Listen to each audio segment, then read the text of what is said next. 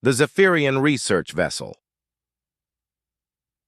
Starweaver, drifted silently through the cosmic void, its hull scarred and blackened from repeated plasma strikes. Emergency lighting cast an eerie red glow through the cramped corridors, where 17 survivors huddled together, their breathing apparatus working overtime to process the thin, recycled air. Dr. Kira Veltash pressed her four-fingered hand against the cold metal bulkhead, feeling the subtle vibrations that meant their life support systems were still functioning, barely.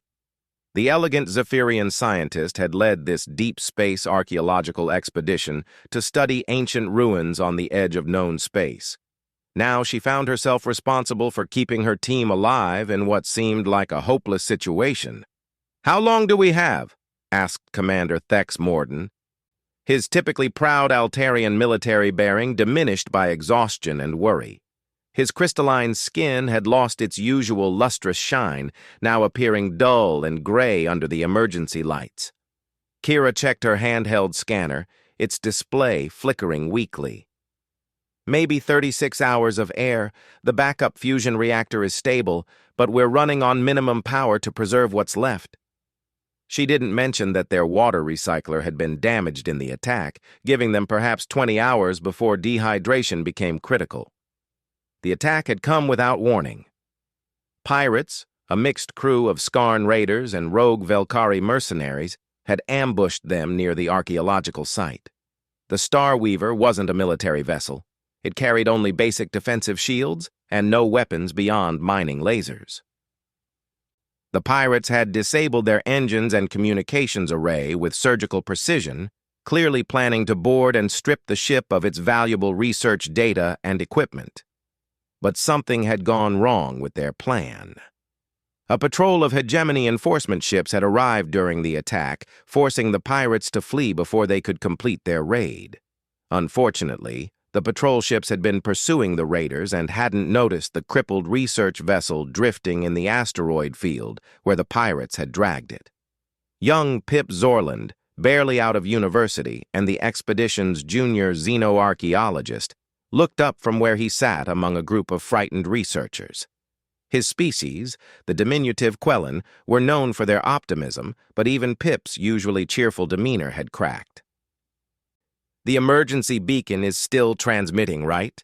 Someone will find us." Communications Officer Nex Thryden, a tall, spindly Antarian, shook his elongated head sadly. His people's enhanced hearing could detect the faintest electronic signals, which made his next words all the more crushing. "The beacon's power cell was damaged in the attack. It's putting out maybe 1% of normal strength. Unless a ship comes within half a light hour of our position, they won't detect it." The silence that followed was broken only by the soft hum of life support and the occasional creak of stressed metal. They all understood what that meant. This sector was largely unexplored, visited only by the occasional research team or deep space trader. The chances of anyone passing close enough to detect their weakened distress signal were virtually zero. Dr. Yelan Sorthek, the expedition's lead historian, spoke up from where she sat cross-legged on the deck. The elderly Corvan female had devoted her life to studying the rise and fall of civilizations. "Perhaps we should use this time to document our discoveries. The ruins we found, they predate known galactic civilization by millennia. If we don't survive, at least our findings might." It was a noble thought, but everyone knew that without rescue, their research would die with them. The Starweaver's databanks were encrypted and would be unreadable to anyone without the proper authorization codes. Even if their bodies were eventually found, the knowledge they'd gained would be lost forever. Commander Mordan stood and began pacing the small space, his military training refusing to let him accept defeat. "There has to be something we can do. We have mining equipment, spare parts, tools. Can't we repair the communications array?" Chief Engineer Bral Tokmar, a stocky member of the rock-like Titan race, looked up from the maintenance panel he'd been studying. "I've run diagnostics on every system 3 times. The comm array took a direct hit from a plasma cannon. The primary transmitter is slag, the backup is fried, and we don't have the materials to build a replacement." His gravelly voice carried a note of professional finality that closed the door on that hope. The group fell silent again, each lost in their own thoughts. Some prayed to their various deities. Others simply stared into space, processing the reality of their situation. A few worked on personal projects, trying to keep their minds occupied. Kira found herself thinking about her home on Zephyr Prime, about the academic career she'd built studying extinct civilizations. The irony wasn't lost on her. She'd spent years learning about species that had vanished into history, and now she was about to join them. Her work on the correlation between environmental collapse and technological stagnation had earned her recognition throughout the scientific community, but it wouldn't matter if she never made it home to publish her findings from this expedition. "Wait," said Junior Technician Faye Corthill, a young Sinari whose copper-colored skin was marked with the intricate tattoos that denoted her technical specialization. She'd been quietly working with a small device in the corner, and now she looked up with the first expression of hope anyone had shown in hours. "I've been thinking about our power situation. If we shut down all non-essential systems, heating, most of the lights, even gravity in some sections, we might be able to boost the distress beacon's output." Brawl shook his massive head. "We already tried that. The beacon's hardware is damaged. More power won't help if the transmitter can't handle it." "Not more power to the same transmitter," Faye said, her excitement growing. "What if we use the mining laser's targeting array as a makeshift antenna? It's designed to focus energy precisely. We could turn it into a directional beacon. It won't be strong, but it might carry further than our current signal." Chief Takmar's rocky features shifted into what might have been surprise. "That might actually work. The laser array is intact, and its focusing crystals could amplify a communication signal. We'd have to completely rewire the system, and it would drain our power cells faster, but it might give us a chance," Commander Mordan finished. For the first time since the attack, his voice carried a note of hope. "How long would it take?" Faye and Brawl exchanged glances, both of them clearly running calculations in their heads. 6 hours to reroute the primary connections," Brawl said slowly. "Maybe 4 more to calibrate the signal modulation, and we'd need to constantly adjust the array's direction to sweep different areas of space." 10 hours, Kira said. "That leaves us with maybe 26 hours of air, assuming nothing else goes wrong." She looked around at the faces of her team, exhausted, frightened, but now showing signs of determination. "It's not great odds, but it's better than just waiting." The decision made, the survivors threw themselves into the work with desperate energy. Those with technical skills worked directly on the modifications, while others handled support tasks, gathering tools, managing power distribution, and maintaining watch schedules to ensure they didn't miss any changes in their situation. Dr. Sorthek appointed herself the team's historian and coordinator, documenting not just their archaeological discoveries, but also their survival efforts. "Win or lose," she told Pip as they worked together to organize spare parts, "this story should be preserved. Future generations should know how we face the end." As the hours passed, the Starweaver gradually transformed. Non-essential sections were shut down and sealed off to conserve atmosphere. The mining laser array was carefully dismantled and rebuilt as a communications booster. Emergency lighting was reduced to the absolute minimum needed for safety. The work was complicated by the need to wear environment suits when working in unpressurized sections, and by the fact that several key components were located in damaged areas of the ship. Braille had to crawl through a partially collapsed maintenance tunnel to reach the laser array's primary control node, while Faye squeezed through a gap in a twisted bulkhead to access the signal processing unit. But gradually, impossibly, their plan began to take shape. The mining laser's focusing array was successfully converted into a directional antenna. Power rerouting allowed them to channel energy from their backup fusion reactor directly into the signal amplifier. Most importantly, they managed to create a rotating beacon that could sweep through 360 degrees of space, maximizing their chances of being detected.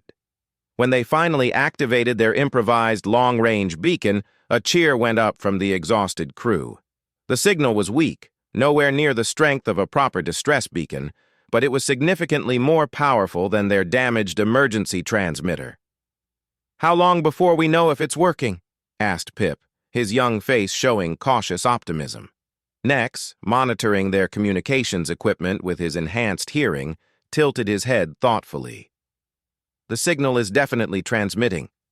Whether anyone receives it depends on too many variables to calculate. Ship traffic, solar interference, the sensitivity of receiving equipment. In other words, we wait," Commander Mordan summarized. "How long can we maintain the beacon?" Brawl checked his engineering displays. "At current power consumption, maybe 18 hours before we have to choose between the beacon and life support. After that," he didn't need to finish the sentence. The next several hours passed in tense anticipation. The survivors took turns monitoring the communications board, hoping for any sign of a response. Some slept in shifts, conserving their energy. Others continued working on small improvements to their beacon system, trying to squeeze every possible advantage from their improvised equipment. Kira found herself staring out through one of the few intact viewports, watching the stars slowly wheel past as their ship tumbled gently through space. The universe looked so peaceful from here, vast, beautiful, and utterly indifferent to their fate. Somewhere out there, trillions of beings went about their daily lives, completely unaware that 17 researchers were dying slowly in the cosmic dark. She thought about the ruins they'd discovered, the ancient structures that had sparked this expedition. The civilization that built them had possessed technology far beyond anything in current galactic society, but they'd still vanished, leaving only mysterious monuments in empty space. What had happened to them? Had they faced their end with the same mixture of hope and despair that she felt now? "Dr. Veltash," Nex called suddenly, his voice carrying an odd tension. "I'm picking up something. Very faint, but it might be an engine signature." Everyone in the control area froze. Hope was a dangerous thing in their situation. False alarms would only make their eventual fate harder to bear. But they couldn't help gathering around the communications station as Nex fine-tuned his equipment. "There," he said, his long fingers dancing over the controls. "It's definitely artificial. Too regular to be a natural phenomenon. But the signature is strange, unlike any drive system I've encountered before." Commander Mordan leaned over the console. "Can you get a bearing? Distance?" "Extremely difficult with our damaged sensors," Nex replied, concentration evident in his posture. "The signal is very weak, but I think it's approaching our position. Slowly, but steadily." The words hung in the air like a lifeline. After more than 24 hours of hopeless drifting, the possibility of rescue seemed almost too good to believe. But as the minutes passed, the engine signature grew slightly stronger, confirming that whatever was generating it was indeed moving toward them. "Could be pirates coming back to finish looting the ship," Brawl warned, his practical nature tempering the group's excitement. "Or scavengers who detected our beacon and want to claim salvage rights." "At this point, even pirates would be better than dying out here," Pip said with dark humor. "Maybe we can convince them we're worth more alive than dead." Dr. Sorthek had been listening to the exchange with the patient expression of someone who'd seen many civilizations rise and fall. "Whatever approaches us, we should be prepared. If this is rescue, we must be ready to evacuate quickly. If it's something else..." She didn't finish the thought, but everyone understood.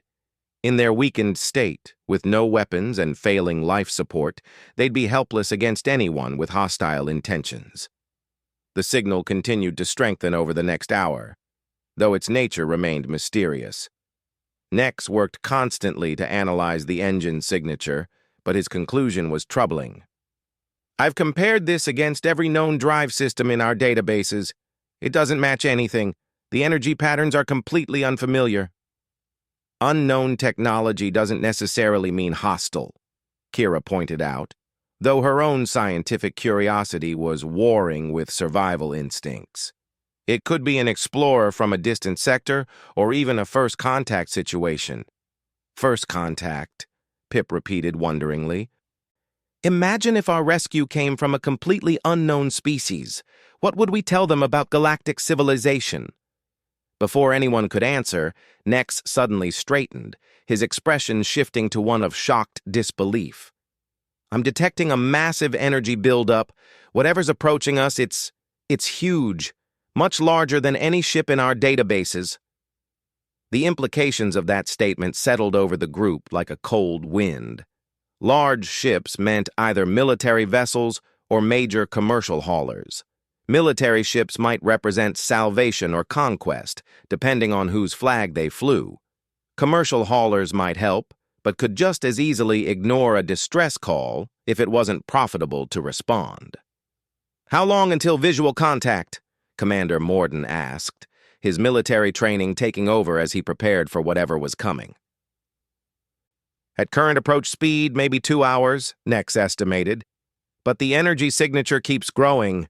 I think it might be much closer than I initially calculated. The readings are just so far outside normal parameters. As if summoned by his words, a new alarm began sounding from their navigation console. The proximity sensors, damaged but still partially functional, had detected something massive approaching their position. Something so large that it registered even on their crippled equipment. Kira moved to the main viewport and peered into the star-filled darkness, searching for any sign of their approaching visitor. For long moments, she saw nothing but the familiar constellations. Then, gradually, she became aware that some of the stars were being blocked out, not by debris or asteroids, but by something solid and vast moving against the stellar background. There, she whispered, pointing toward a section of space where a constellation was slowly disappearing. Can you see it? The others crowded around the viewport, straining their eyes against the darkness. What they saw defied their expectations and challenged their understanding of what was possible. The approaching vessel wasn't just large, it was enormous, easily dwarfing any ship they'd ever seen or heard of. That's impossible, Brawl muttered, his engineer's mind struggling to process what he was seeing. Nothing that size could maintain structural integrity. The gravitational stresses alone would tear it apart. But impossible or not, the massive ship continued its approach, its dark hull gradually resolving into visible detail as it blotted out more and more stars. Strange lights moved along its surface, not the regular patterns of conventional navigation beacons, but something else entirely. Are they responding to our beacon? Commander Mordan asked, though his question was directed more at the universe than at any specific person. As if in answer, their communications board suddenly came alive with activity. Nex leaped to his station, his trained hands flying over the controls as he tried to make sense of the incoming signals.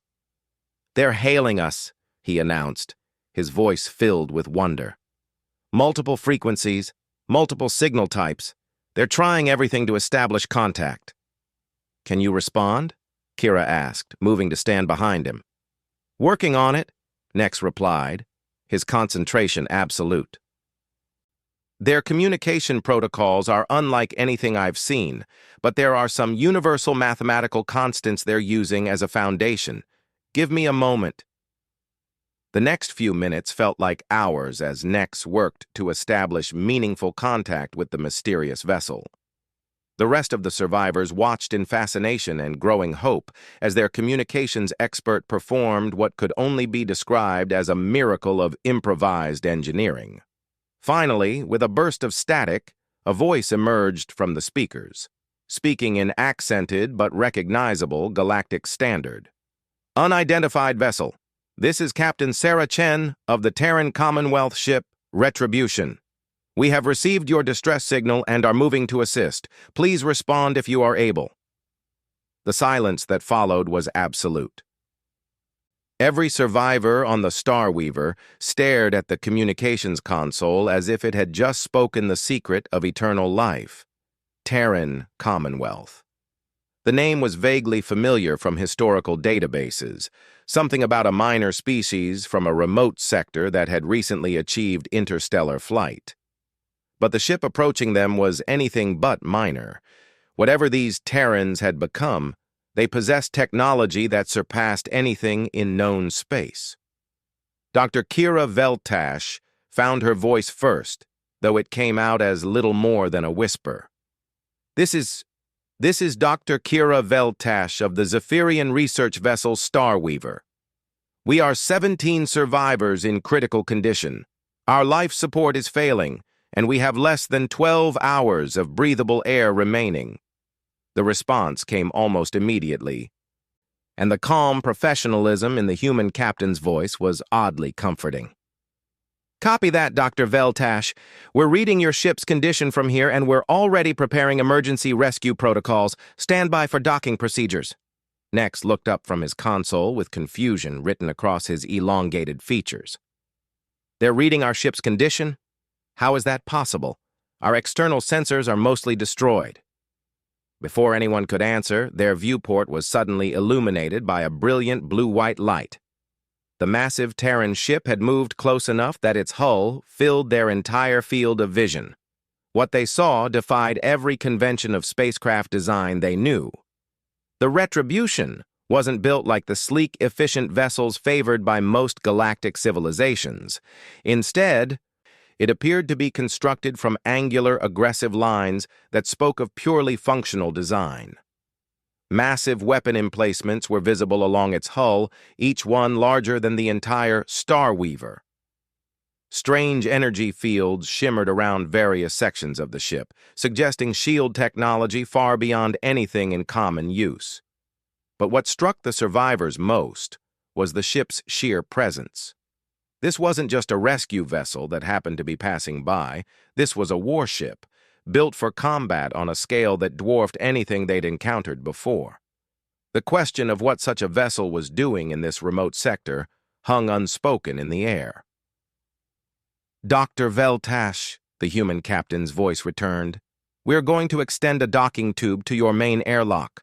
Our sensors show that your hull integrity is compromised in several sections. So we'll need to be very careful during the transfer. Do any of your people have medical conditions we should know about?" Kira looked around at her exhausted team, noting the various species-specific health concerns that might affect their rescue. "We have 2 Altarians who will need filtered atmosphere during transfer. Their respiratory systems are sensitive to particulates. 1 Corvin with mobility limitations due to age, and several team members suffering from dehydration and exhaustion." "Understood. We have full medical facilities and atmospheric compatibility systems. Preparing for transfer now." Through the viewport, they watched as a section of the Terran ship's hull opened like a flower, revealing a sophisticated docking mechanism unlike anything in their experience. Instead of a simple flexible tube, the humans deployed what appeared to be a fully pressurized corridor with its own structural supports and emergency backup systems. Chief Engineer Takamar studied the approaching docking tube with professional interest. "That's not standard equipment," he muttered. "That's military-grade assault boarding gear, modified for rescue operations. Who are these people?" The docking process took nearly an hour, but the Terrans demonstrated a level of precision that spoke of extensive experience with emergency rescues. Throughout the procedure, Captain Chen maintained constant communication, updating the survivors on each step and ensuring they were prepared for what came next. "Docking complete," came the announcement. "We're pressurizing the connecting corridor now. Dr. Veltash, we'll have you aboard within the next few minutes." The main airlock's indicator lights showed green for the first time since the pirate attack. When the inner door cycled open, the survivors got their first look at their rescuers. The humans were smaller than most galactic species, but they moved with a confidence and efficiency that commanded immediate respect. The first person through the airlock was clearly a medical officer, carrying equipment that looked both familiar and strangely advanced.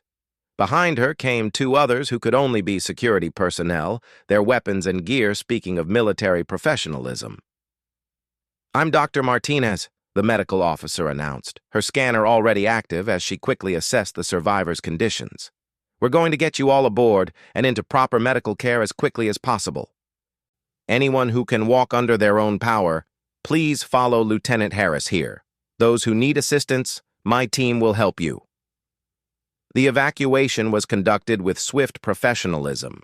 The humans seemed to instinctively understand each species' specific needs, providing breathing assistance for the Altarians, gravitational support for the elderly Corvin historian, and gentle handling for those weakened by their ordeal. As Kira was helped through the docking tube, she couldn't help but study the Terran ship's interior. The corridors were wider than necessary for the humans' smaller stature, suggesting they were designed to accommodate various species. The lighting was adjustable and comfortable for different visual spectrums. Everything spoke of a people who had extensive experience dealing with diverse alien physiologies. The medical bay where the survivors were taken was unlike anything in Kira's experience. Advanced medical scanners worked alongside equipment she didn't recognize, while human medical staff moved with the practiced ease of people who had dealt with numerous different alien biologies.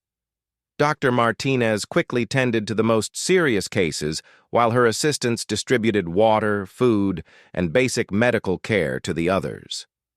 "How do you know so much about our various species' medical needs?" Dr. Sorthek asked from where she rested on an examination table designed to accommodate her Corvin physiology. Dr. Martinez glanced up from where she was treating Commander Mordan's dehydration. "We've been out here for a while. You pick things up when you're operating in mixed species territory. Plus, our database includes medical profiles for most known galactic civilizations." The implications of that statement weren't lost on anyone. These humans had been operating in galactic space long enough to accumulate detailed knowledge about dozens of species, yet this was the first time any of the survivors had encountered them. What had they been doing all this time? Captain Sarah Chen arrived in the medical bay as the last of the survivors was receiving treatment. She was a compact woman with graying hair and eyes that held the kind of alertness that came from years of command responsibility. Her uniform was practical rather than decorative, marked with insignia that none of the survivors recognized. "Dr. Veltash," she said, extending a hand in what Kira realized was a human greeting gesture. "I'm glad we could reach you in time. Your distress signal was very weak. We almost missed it." Kira accepted the handshake, noting the surprising strength in the human's grip. "Captain Chen, I can't express how grateful we are, but I have to ask, what is a Terran Commonwealth ship doing in this sector? This is quite far from your home system." Something flickered in the captain's eyes. Not suspicion exactly, but a carefully controlled wariness. "We've been conducting long-range patrols in this region for some time. Pirates have been increasingly active out here, and the hegemony forces are spread too thin to provide adequate coverage." Commander Mordan, looking much better after receiving IV fluids, leaned forward with interest. "You're conducting anti-piracy operations? On whose authority?" "Our own," Captain Chen replied simply. "The Commonwealth has interests in maintaining safe passage through these shipping lanes." The conversation was interrupted by an urgent chime from the ship's communication system. Chen immediately touched a control device at her collar. "Chen here. Captain, we're detecting multiple ships approaching our position. Configuration matches the raiders that attacked the research vessel. Estimated arrival time 37 minutes. Chen's expression hardened. "Battle stations. Prep the Starweaver's survivors for potential combat acceleration." She turned back to the rescued team. "I'm sorry, but we may be about to see some action.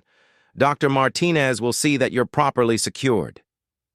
As alarms began sounding throughout the ship, the survivors watched their rescuers transform. The casual efficiency of the rescue operation was replaced by the focused intensity of a military unit preparing for battle. Crew members moved through the corridors with purpose, and the ship's internal systems began cycling through what could only be combat preparations. "How many ships?" Kira asked, unable to keep the concern from her voice. Captain Chen checked a data display that had appeared in the air near her position. 15 vessels, mixed configuration. Looks like the same group that hit you, plus reinforcements. They probably detected our presence when we powered up for the rescue." 15 ships. The number sent a chill through the survivors. Even if the Terran vessel was as advanced as it appeared, those were overwhelming odds. Pirates might use older technology, but they made up for it with numbers and ruthless tactics. "Captain," Dr. Sorthek spoke up, her voice carrying the authority of someone used to being heard. "Perhaps it would be wise to withdraw. You've rescued us. There's no need to risk your ship and crew in a battle." Chen's smile was grim but determined. "Ma'am, with respect, those pirates have been terrorizing shipping in this sector for months. They've killed civilians, destroyed research missions, and generally made life miserable for anyone trying to do honest work out here. We didn't come all this way just to run when they show up." The ship's motion changed subtly as the massive vessel began to maneuver. Through the medical bay's viewports, the survivors could see stars wheeling past as the Retribution positioned itself for whatever was coming. "Besides," Chen continued, "running isn't really an option. They've got faster ships for sublight maneuvering, and if we jump to FTL with your ship still attached, the stress would tear it apart. We're committed to this fight." Pip, the young Quellan researcher, looked up from his medical bed with wide eyes. "What are our chances?" Chen considered the question seriously before answering. "Against 15 pirate ships? With conventional tactics and weapons, not good, but we're not exactly conventional." As if to emphasize her point, a deep humming sound began resonating through the ship's hull. The survivors could feel it in their bones, a thrumming vibration that spoke of immense energies being channeled through systems they couldn't begin to understand. "All survivors, please secure yourselves," Dr. Martinez announced. "We're about to engage the enemy." And things might get rough. The medical bay's acceleration couches automatically adjusted to accommodate each species' specific physiological needs. As the survivors strapped themselves in, they could hear the sounds of a military vessel preparing for battle, weapon systems charging, shield generators cycling up to full power, and the controlled chaos of a crew that knew exactly what they were doing. "Contact in 8 minutes," announced a voice over the ship's communication system.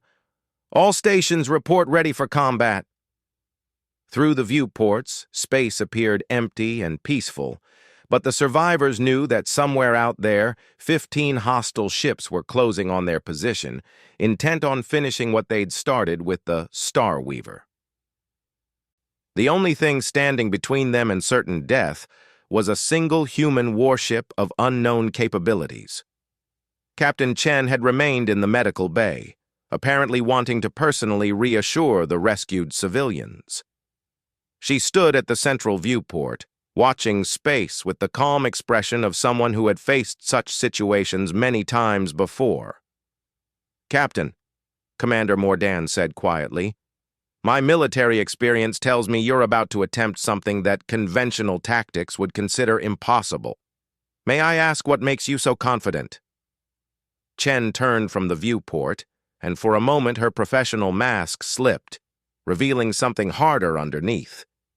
"Commander, humans have been fighting impossible odds for our entire history. We've learned a few things about turning disadvantages into advantages, such as the fact that pirates expect to face conventional opposition using conventional tactics. They're used to overwhelming their targets with superior numbers and standard weapons. What they're not prepared for is something completely outside their experience." As if summoned by her words, the first enemy ships appeared on the edge of sensor range. Through the advanced displays that the humans had activated in the medical bay, the survivors could see the pirate formation. 15 vessels arranged in a classic attack pattern designed to overwhelm and disable their target quickly. "There they are," Chen observed calmly, "right on schedule." The pirate ships were a mix of different classes and origins, clearly acquired through theft or black market purchases. Several were modified cargo haulers with military weapons grafted onto their hulls. Others were genuine military vessels, probably stolen from planetary defense forces or hijacked from convoy escorts. Together, they represented significant firepower, more than enough to destroy most single ships. But as the enemy formation closed distance, something unexpected happened. Instead of maneuvering to engage them directly, the retribution simply stopped. The massive ship hung motionless in space, presenting what appeared to be an easy target. "Are we surrendering?" Pip asked in confusion. "Not exactly," Chen replied, her attention focused on readouts that were appearing in the air around the medical bay. "We're giving them exactly what they expect to see, a large, slow target that they can surround and destroy at their leisure." The pirate ships spread into an envelopment formation, clearly planning to attack from multiple angles simultaneously. It was a sound tactical approach against a conventional opponent. But as the survivors were about to learn, nothing about their rescuers was conventional. "Enemy ships in range in 30 seconds, announced the tactical officer's voice. "All weapon systems show ready." Chen touched her collar control again. "This is the captain. You all know what we're dealing with. Pirates who've been terrorizing civilian shipping for months. They think they have us outnumbered and outgunned. Let's show them how wrong they are. All stations, execute Alpha Strike on my mark." The countdown in the medical bay reached 0, and space exploded into violence. What happened next defied everything the survivors thought they knew about space combat. Instead of the prolonged exchange of fire they expected, the battle was decided in the first few seconds. The Retribution didn't maneuver or attempt to evade the incoming attack. Instead, weapons, unlike anything in known galactic arsenals, reached out across impossible distances and began methodically destroying the pirate formation. Beams of coherent energy, far more powerful than conventional shipboard lasers, lanced out from the Terran ship. Each beam found its target with supernatural accuracy, slicing through shields and armor as if they didn't exist. But that was only the beginning. Missiles, if that's what they were, erupted from launch tubes along the Retribution's hull. But these projectiles moved faster than anything the survivors had seen, crossing the vast distances between ships in seconds rather than minutes. When they struck their targets, the explosions were so violent that entire pirate vessels simply ceased to exist. "Impossible," breathed Chief Engineer Takmar, his rocky features rigid with shock. "Those weapon yields. You'd need antimatter warheads to generate that kind of destruction." "Who said we weren't using antimatter?" Chen replied casually, as if discussing routine maintenance procedures. In less than 3 minutes, the 15-ship pirate formation had been reduced to expanding clouds of debris. Not a single enemy vessel had managed to return effective fire. The scale of the destruction was so complete, so overwhelming, that it seemed like a force of nature rather than the result of military technology. The silence in the medical bay was absolute. Every survivor stared at the viewports where moments before there had been an entire fleet of hostile ships.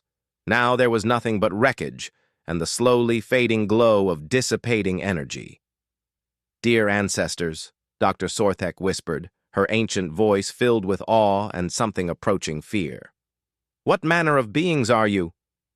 Captain Sarah Chen stood quietly for a long moment, watching the debris field that had once been a pirate fleet slowly expand into the cosmic void. When she finally turned back to the rescued survivors, Her expression was thoughtful rather than triumphant. "We're human," she said simply, as if that answered everything. Dr. Kira Veltash struggled to process what she'd just witnessed. In her years studying extinct civilizations, she'd learned to recognize the signs of advanced technology. But what the Terrans had just demonstrated exceeded every benchmark she knew. "Captain, I've spent my career studying the ruins of species that possess technology beyond current galactic standards. What you just did surpasses even their theoretical capabilities." Chen moved to a wall-mounted display and activated what appeared to be a star chart.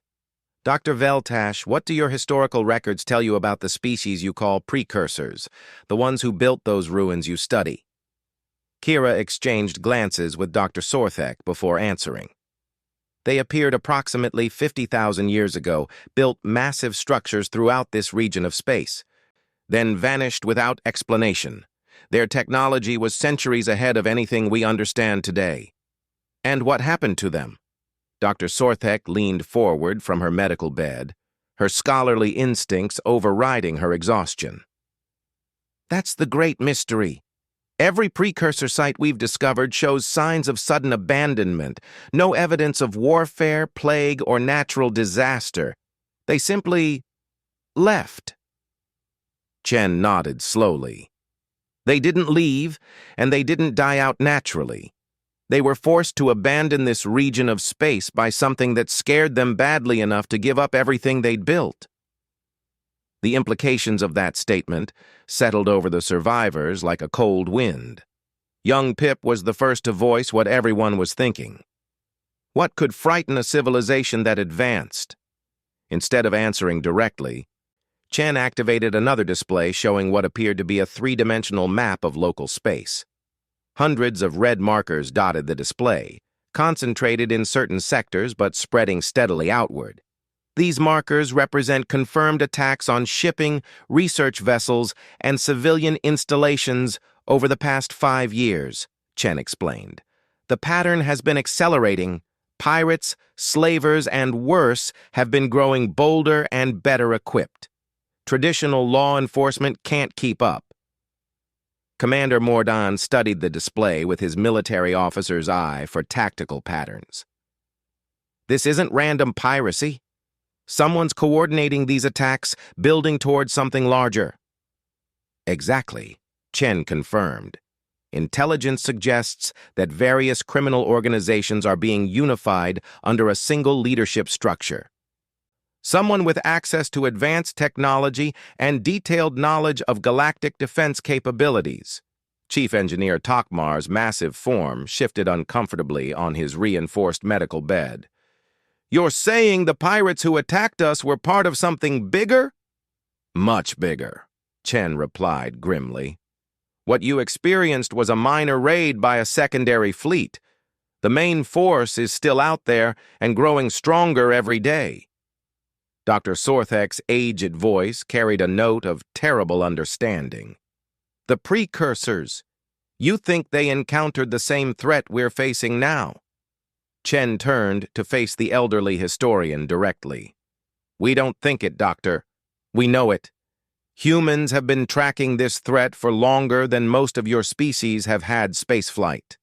We know what it is, where it comes from, and what it wants." The medical bay fell silent except for the soft hum of life support systems. Each survivor processed the implications in their own way, but all of them understood that they had stumbled into something far larger than a simple pirate attack. "The question," Chen continued, "is what we do about it. Your government, the hegemony, most galactic powers, they're not prepared for what's coming. Their military forces are designed for conventional threats using known technology. Against what's building out there in the dark, they won't stand a chance." Kira found her voice, though it came out hoarse with strain. "What are you suggesting, Captain?" "I'm suggesting that humanity offers a solution. We've been preparing for this fight for generations. Our technology, our tactics. Our entire military doctrine has been built around facing an enemy that conventional forces can't handle." The captain moved to the main viewport. gazing out at the stars with the expression of someone who had seen too much of what lay hidden in the cosmic dark. 50,000 years ago, the precursors faced this threat and chose to run. They abandoned everything rather than fight. We understand why. The enemy they encountered was beyond their ability to defeat with conventional means.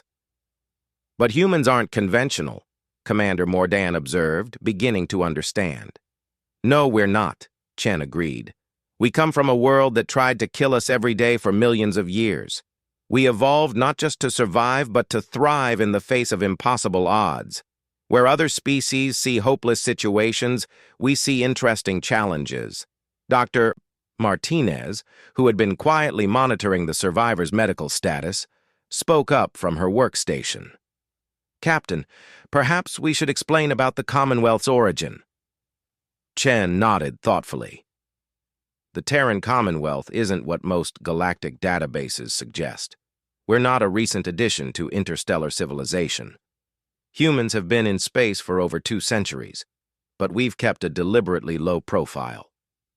Why? Asked Pip, his young researcher's curiosity overcoming his caution. Because we were preparing, Chen explained. Our early contact with galactic civilization taught us about the precursor sites, the mysterious disappearances, the patterns that others dismissed as ancient history. We realized that whatever had driven the precursors away was still out there, waiting. The captain activated another display, this one showing technical specifications that made even Chief Takamar's experienced eye widen in surprise.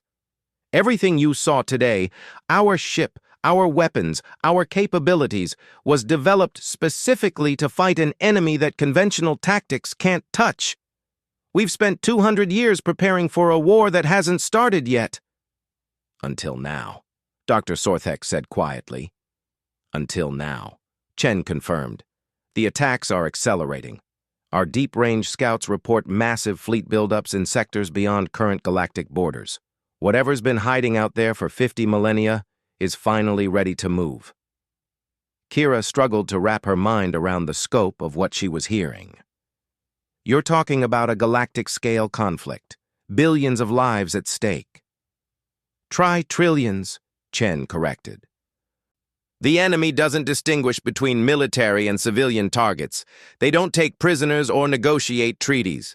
When they move, entire star systems go dark. The survivors absorbed this information in stunned silence. Everything they thought they knew about galactic politics and threats had just been turned upside down. The pirate attack that had nearly killed them was revealed as merely a symptom of a vastly larger problem. What do you want from us? Commander Mordan asked, his military training helping him focus on practical matters.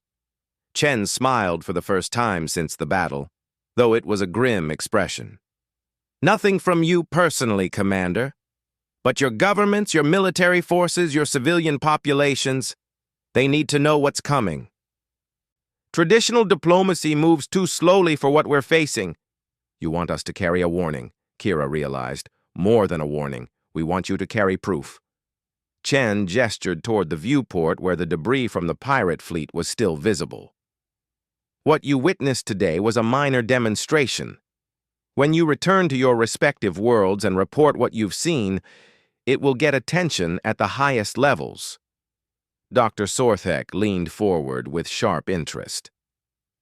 You're orchestrating a first contact scenario, using our rescue as a way to introduce humanity to galactic leadership. Partially, Chen admitted. But it's more than that. We need allies, and we need them quickly. The Commonwealth has ships like this one, many of them, but we can't be everywhere at once. When the real attack comes, we'll need every world, every fleet, every resource the galaxy can muster. And if the galactic powers refuse to believe us? Asked Pip. Chen's expression darkened. Then they'll learn the truth the hard way, assuming any of them survive the experience. But we're hoping that rational beings, when presented with evidence of both the threat and a possible solution, will choose cooperation over denial. Dr. Martinez approached with a datapad containing medical readouts. Captain, all survivors are stable for transfer. Their respective governments have been notified that they're safe and en route to neutral stations where they can be picked up. Thank you, Doctor. Chen turned back to the survivors. We'll be dropping each of you off at stations controlled by your respective species. From there, it's up to you what you tell your leaders about what you've experienced here. Kira looked around at her fellow survivors, seeing her own thoughts reflected in their faces. They'd started this journey as researchers studying the distant past. Now they were being asked to help shape the future of galactic civilization. Captain, she said slowly, you mentioned that humans have been preparing for this fight for 2 centuries. What makes you think you can succeed where the precursors failed? Chen was quiet for a long moment, considering her answer carefully. The precursors were an ancient, stable civilization. They'd achieved technological and social harmony centuries before they encountered this threat. When faced with an enemy that couldn't be reasoned with or defeated through conventional means, they chose the logical path: withdrawal.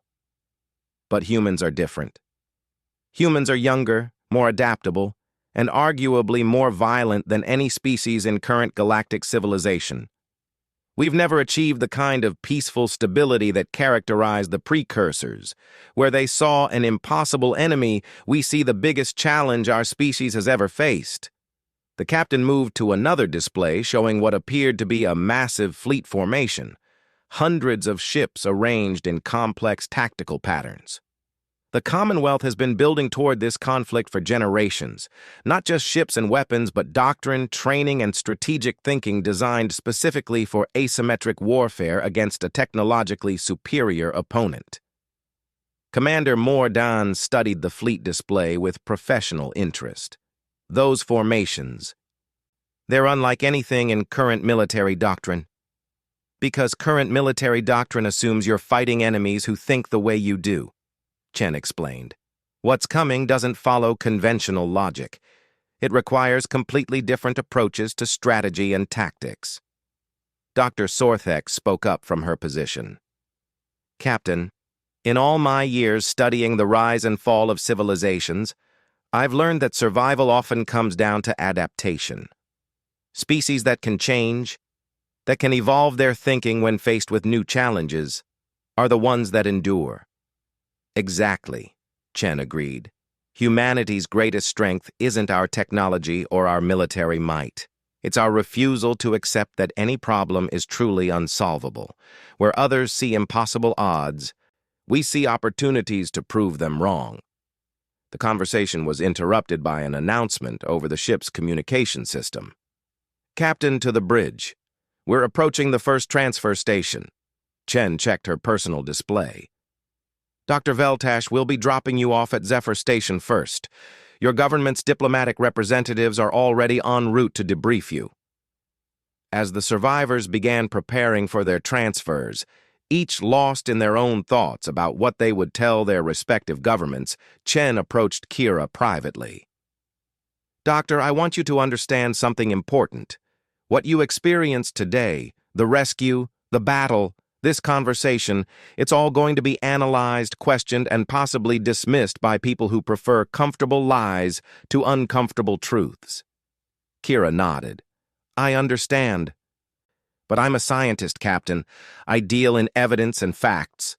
What I witnessed today can't be explained away or rationalized into something more acceptable. Good. Because the evidence you carry back with you might be the key to preventing a catastrophe that would make the precursor extinction look like a minor inconvenience. As the survivors prepared to return to their normal lives, each carrying the burden of knowledge that would change everything, the Retribution continued its patrol through the cosmic dark. Somewhere out there, ancient enemies were stirring, preparing for a conflict that had been delayed for 50,000 years. But for the first time in galactic history, they would face opponents who had spent centuries preparing for their arrival, opponents who viewed impossible odds not as reasons to surrender, but as challenges to overcome. The rescued survivors didn't know it yet, but they had just become the first ambassadors in a war that would determine the fate of every living being in the galaxy. The message they carried was simple. Humanity had arrived, they were ready to fight, and they weren't planning to lose. In the vast cosmos where civilizations rose and fell like waves against an endless shore, the stage was being set for a battle that would echo through the ages.